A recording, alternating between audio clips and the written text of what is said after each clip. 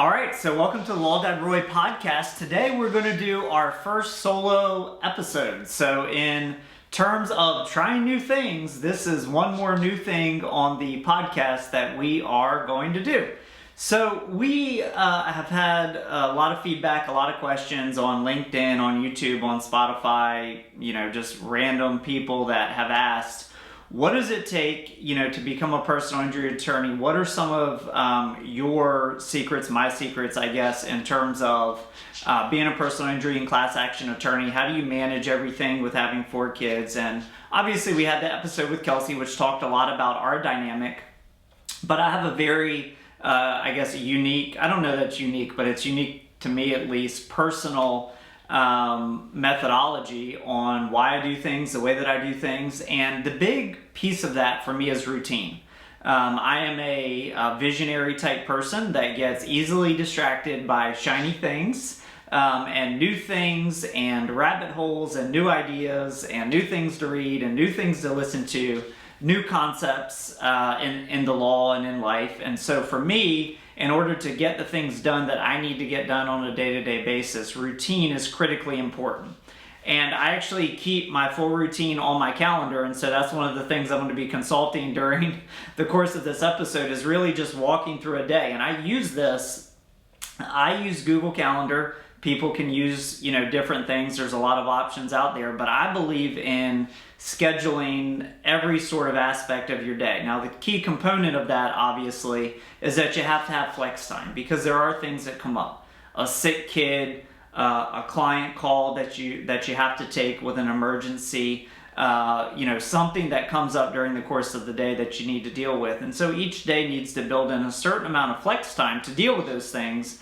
But the key is to not create emergencies where none exist. So with everything that sort of comes in during the course of the day, I really ask 3 questions. Number 1, do I need to do anything about this at all? So a lot of times people get an email and their instant thought is, I must respond. Well, that's not necessarily the case. If you get an email, it might just be for informational purposes. You might be included where no response is required or no action is required as FYI. That's great. So the first question is, with incoming, whether it be a phone message, whether it be an email, whether it be whatever, is any action required of me?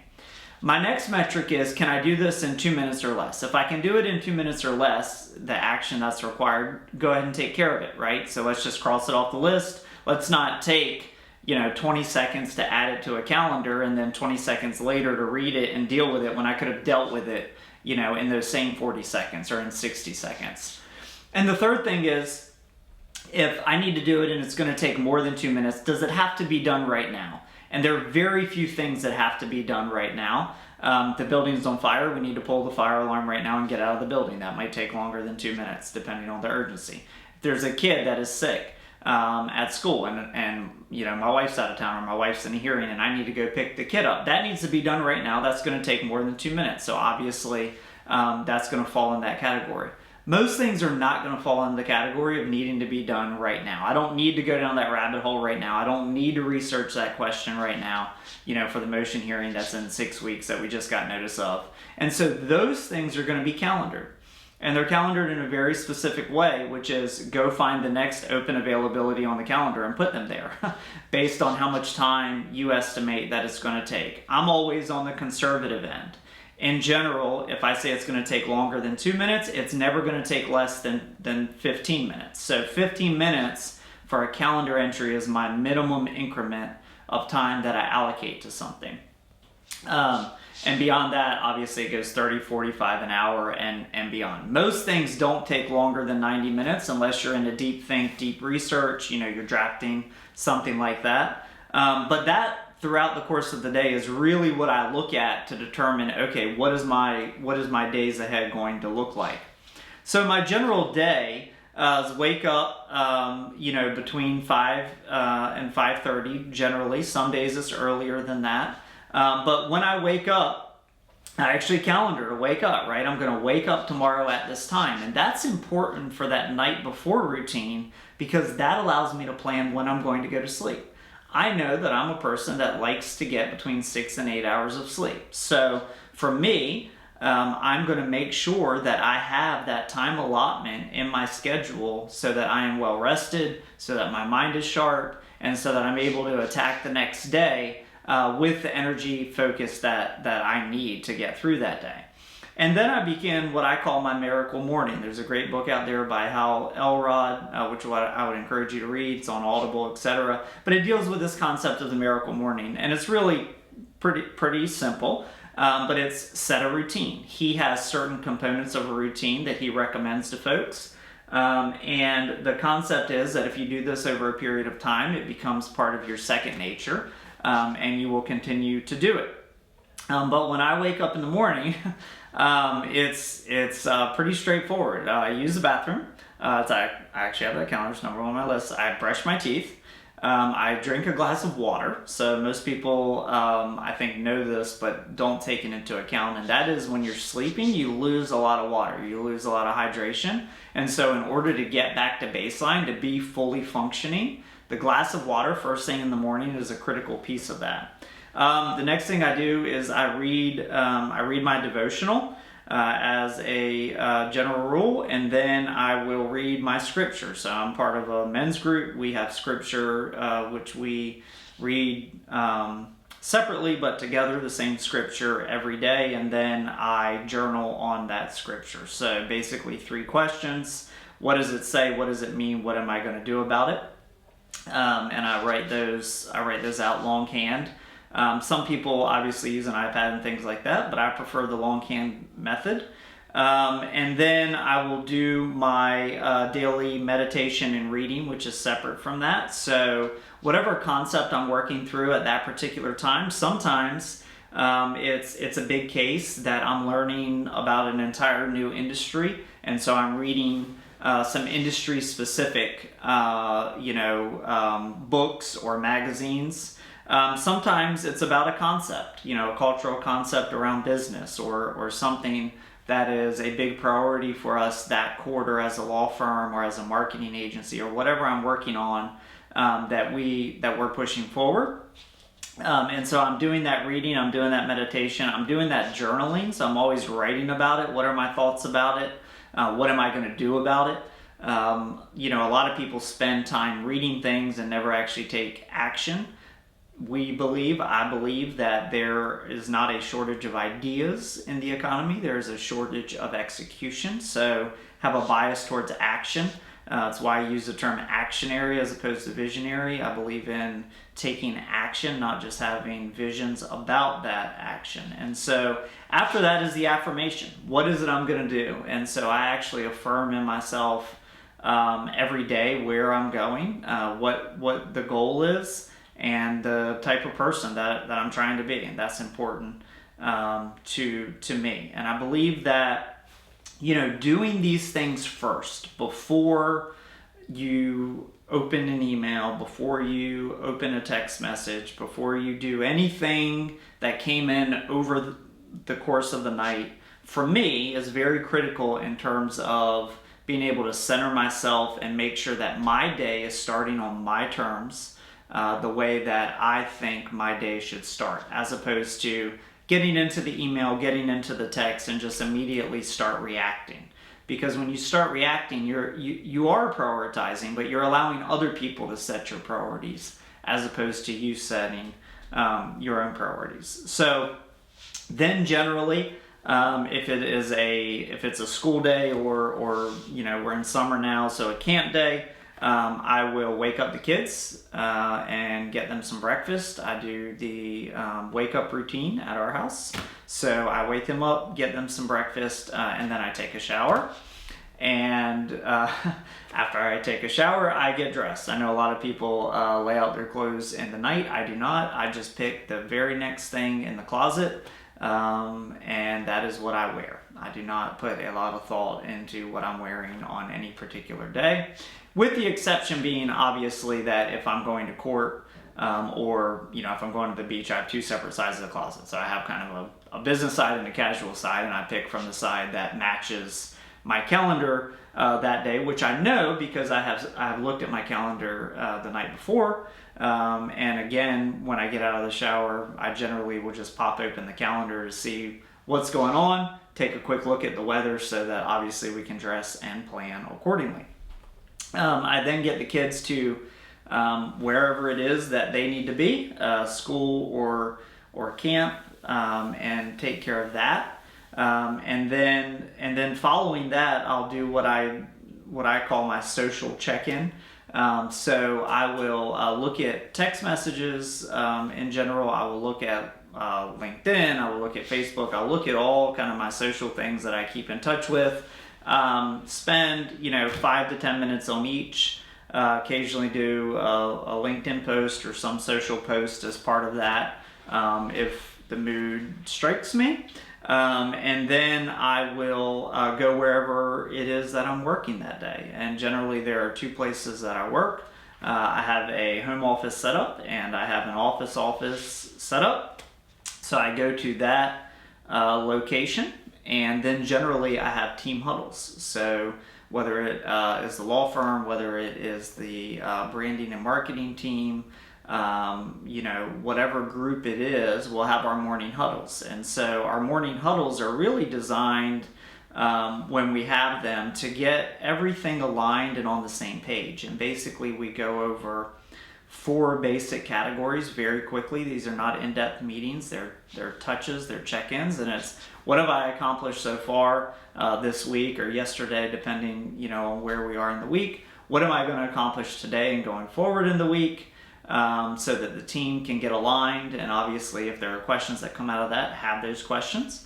The third category is anywhere that I'm stuck where the team can be helpful. So if I'm waiting on something from someone and I feel like they need that extra ping, this is the time where I say, hey, I sent you that email, if you could get it back to me this morning, that would be great. Or, hey, I have this problem that I really can't solve. I'd like to set a longer meeting, to coordinate our schedules, to kind of discuss it, to kind of give people the vision or the roadblock, whatever it might be, so that we can plan accordingly.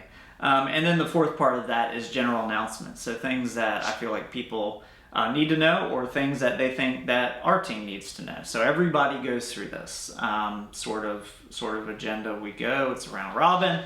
And then if there's anything we need to hang on for, like emergencies that came out of that, here's where I'm stuck.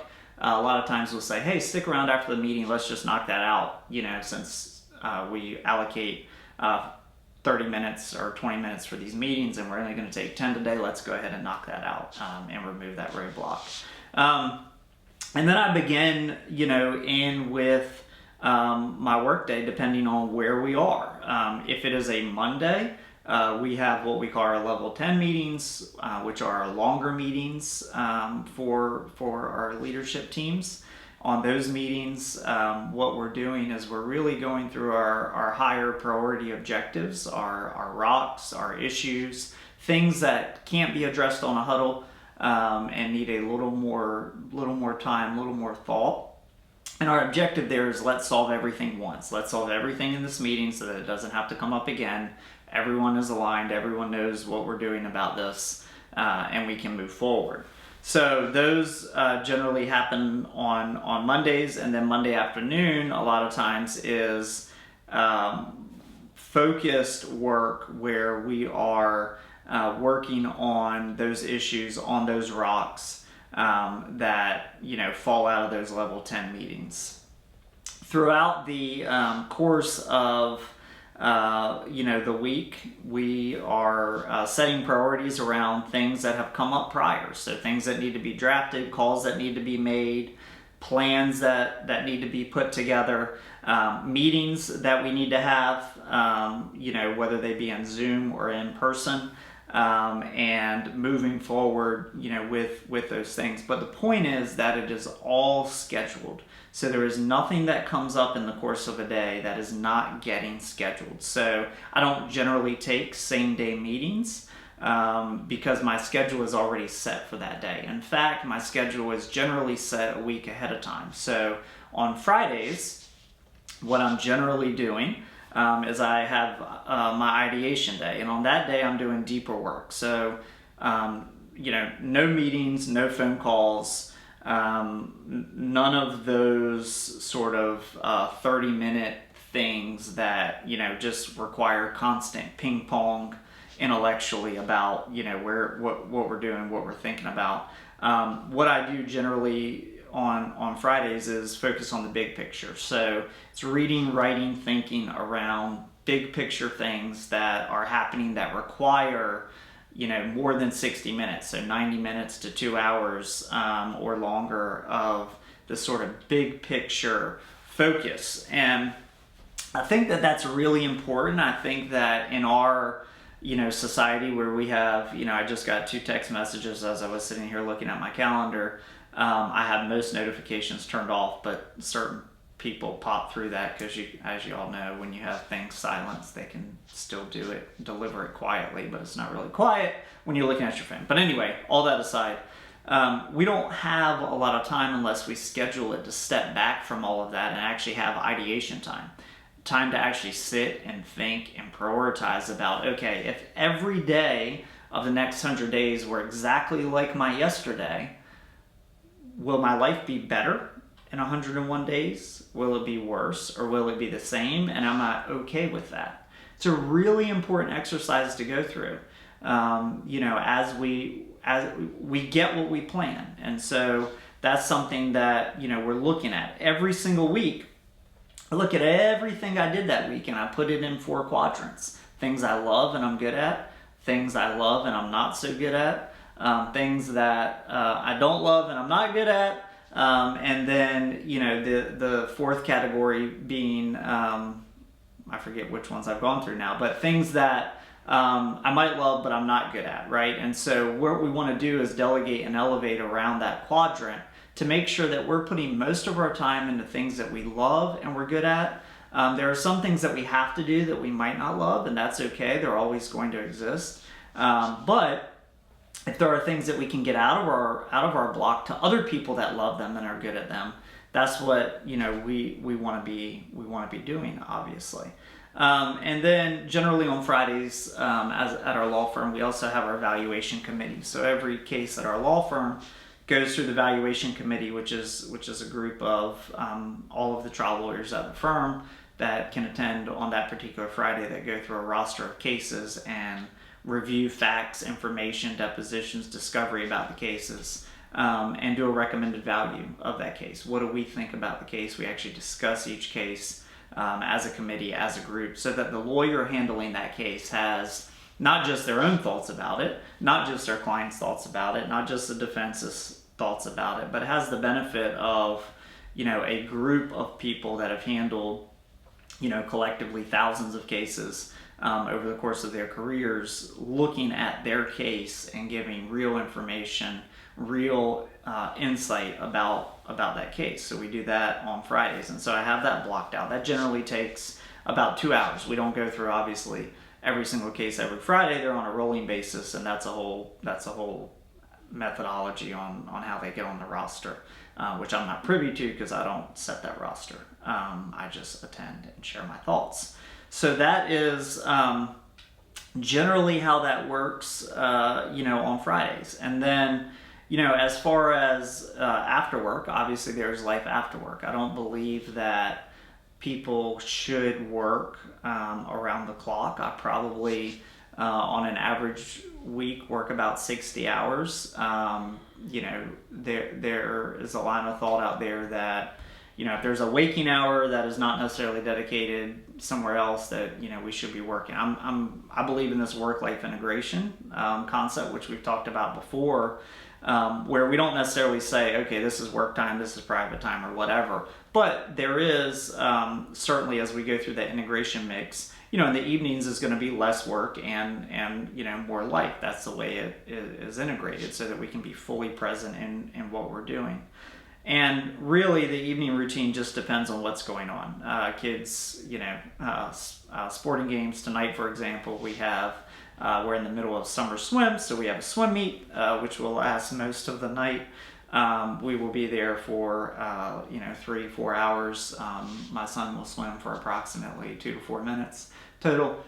So during that period of time, there is time, obviously, to look at email and that sort of thing in between, wrangling the other kids and making sure that they're safe, obviously. But that is just something that we do. One of the things that we've implemented or are implementing in our marriage now is to have some one-on-one time sort of at the end of that after the kids go to bed, and just dedicated time to catch up on the day and life, and more than just sort of passing text messages and emails during the week, which frequently, because we do have 4 children that have different activities and different priorities, we are often at different places throughout the day at different times, even with respect to our kids. Kelsey may take the girls may have a gymnastics or a dance class, and Penn, who's our oldest son, may have baseball, and so we'll be separate, and then we may even get dinner separately with our collective group of kids, whoever we happen to have, just because of timing and convenience. And we try to get the kids in bed 8 to 8:30 as a general rule. The girls a little bit earlier because they have a little problem getting up in the morning. And so you're limited on that evening time, but we try to plan it so that it's it's intentional, and we are fulfilling what obligations we want to fulfill. There's this thing people say all the time, and it's almost cliche at this point, but don't tell me what your priorities are. Show me your budget or show me your calendar and I'll tell you what your priorities are. Well, obviously that's true, right? That's obviously true. I mean, if you look at someone's calendar and what you see is that there is, no time for their kids, there's no time for their family, there's no time for their hobbies, well, they do not prioritize their kids, their family, and their hobbies. I mean, it's just a fact. It's just by virtue of what it is that they're doing, with their day. And when I say their calendar, I don't mean their actual calendar. Not everybody keeps a detailed calendar, but how they're spending their time. If you look at a snapshot of their last week, if they're spending all their time working, obviously they're prioritizing their work. I mean, that and that can be okay. I'm not being critical of that. You just have to make that determination and commit to it.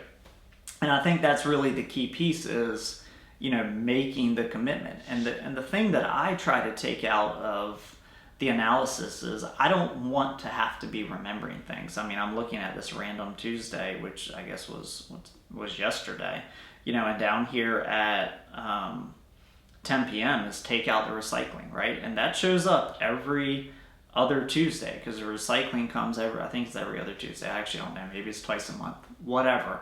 But I actually have it on my calendar because otherwise I would have to remember that or forget it.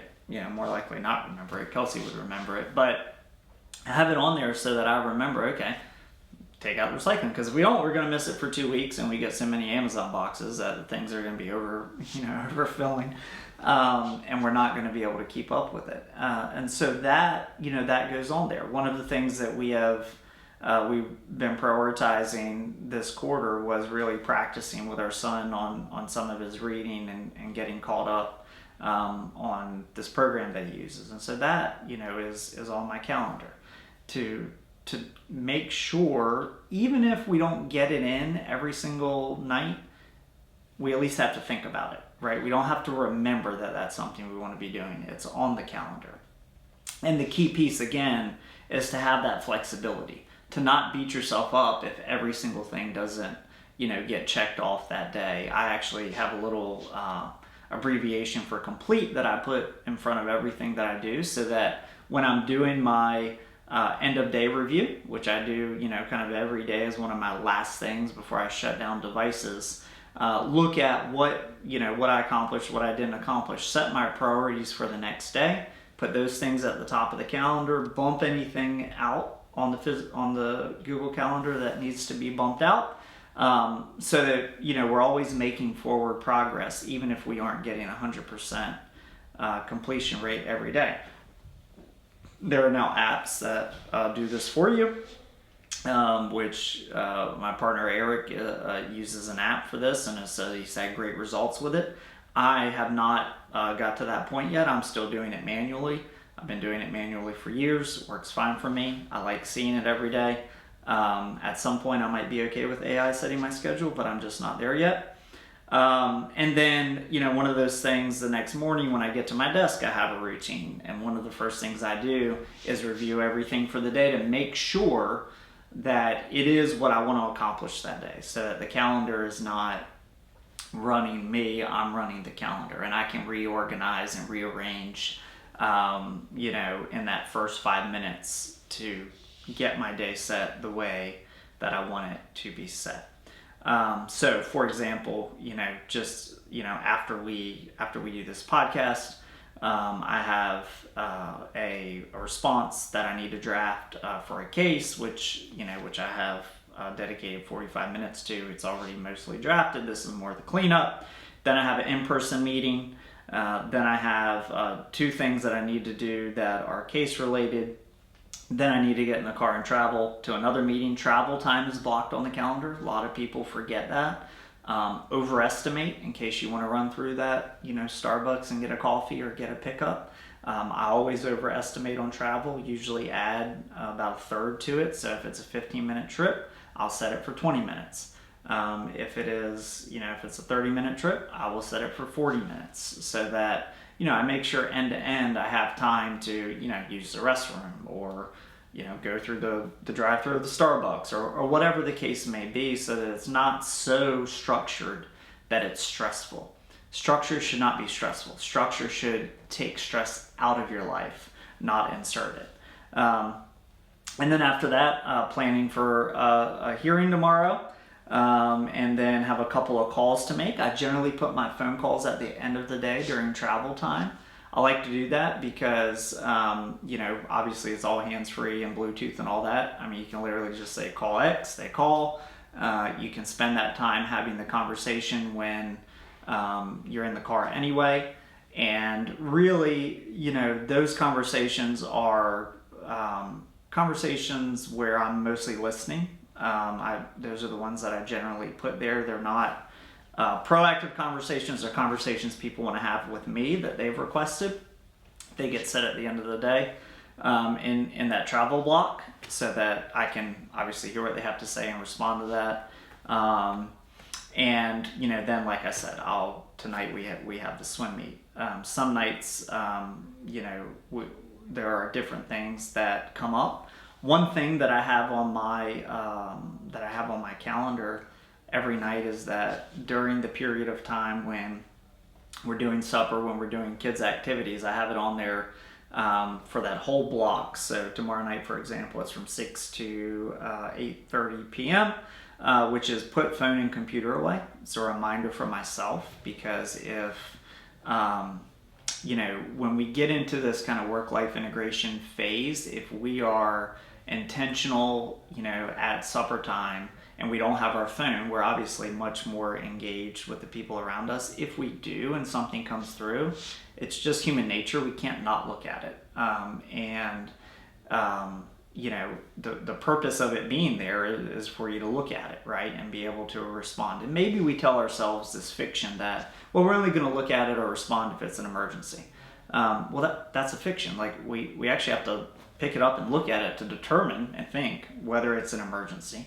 And then we may make the decision not to respond to it or not to act on it, but allowing it to be interjected in that interaction is the problem. And so I've had to have a lot of growth in that area. I'm a very kind of connected person. I like instant response. I like checking the easy things off. And so for me, I have that reminder on there. Put the phone and computer away during those periods of time when I don't want to have, that distraction or to have that injected into the conversation or the dynamic or whatever the case may be. So, and then the other thing for me are, the big priorities, just kind of all day, the all day events, right? So one thing I'm working through right now is this inbox zero concept. I've kind of delegated out some email accounts and gotten other things going, but the sort of cacophony of it all have allowed the inbox to pile up. So I have that on there. And the big thing about that for me is not so much that, oh, I have emails in my inbox. In my personal inbox, I have a lot of emails. But it's about not being a bottleneck to other people. And that's one of the things that when we're working on a team or in an organization, I think a lot of people lose sight of. But if we need to respond to an email and we are not, we are by definition becoming a bottleneck, becoming a blocker to somebody else's progress on the team, on the organization. Whether that's an approval, whether that's a request for feedback, whether that is whatever. And so that's something that I'm trying to become currently more intentional about, that I have not always been super great with. And currently I'm not great, but am working on. So that's an all-day event on my calendar that I want to think about every single day. And people here could probably tell you more about that. But that's something that's important to me. The other one I have is just this idea of like the power of your words commitment. When you're in a leadership role in a team or an organization, sometimes what you say can be kind of taken. You may be speaking off the cuff, right? Or just making a comment, sort of first reaction, as we are want to do, but other people may take that as something more than that, like a directive or something that has to be done or a top priority or whatever. And so for me, one of the things I want to be constantly mindful of as I'm going through my email inbox, as I'm responding to people in the hallway, as I'm responding to Teams messages and all of that, is to make sure that the message that I'm delivering is a message that I intended to deliver. And I'm not perfect at that, and so that's something that I want to be thinking about every day to try to get better. So those are just some of my thoughts around routine. And people say, well, you didn't mention lunch in there. True. Some days I actually schedule in lunch if I'm having lunch with someone, or if I'm not, and I think I'm gonna want lunch that day because for whatever reason. Most days I don't eat lunch. Like today I don't have lunch scheduled in. Like if I get lunch, it'll be somewhere in the travel time, maybe a protein bar or whatever. Like it's just not happening today. And that's okay. Like that's okay because I'm going to be at the swim meet forever. There's going to be a concession stand there. I can eat as much black bean burger as my heart desires. And so I will survive. There have been long recorded fasts in the course of human history, so missing lunch will not kill me. So that's something that if that's something you need though, for example, or you have to have breakfast or your day is just going to be totally spiraling out of control, you need to schedule that. You need to make sure you have that, right? I don't have that scheduled. This morning, on the way to, take my son to camp, I had a wasn't a protein bar, but it's like one of those bars with like nuts and honey and all that in it, and so that's fine. That will last me until supper time. So, the key takeaway though, I think for me about how do you get all these things, how do you get,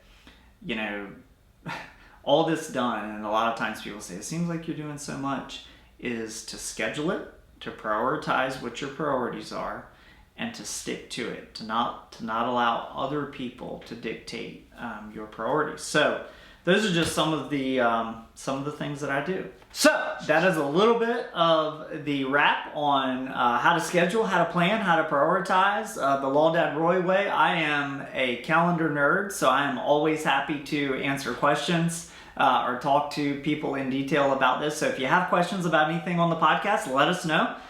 We will be glad to respond to you, and I hope that you find this helpful and informative. If you want to be a personal injury lawyer, a class action lawyer, or really just successful in life with work-life integration, these are just some tips that you can use. So thanks for listening to this episode of the podcast.